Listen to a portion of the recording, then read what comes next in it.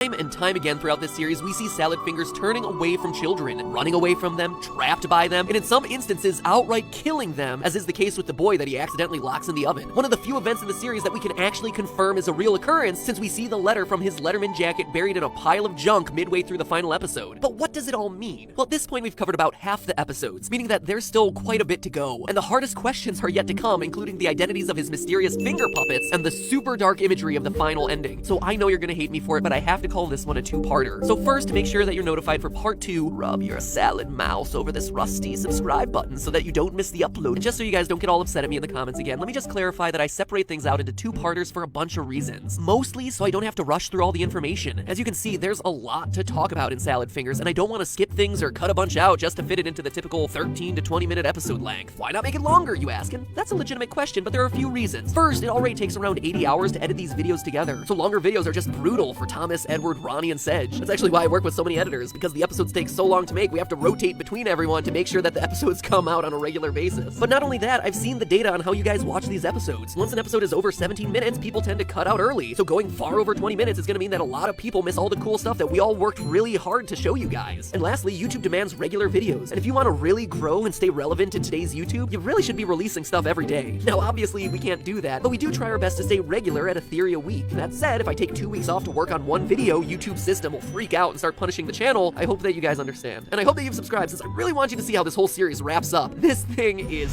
dark. And that's about it for this week. Now, if you'll excuse me, I have to go rub my finger on some rusty spoons. It feels so good on my salad fingers.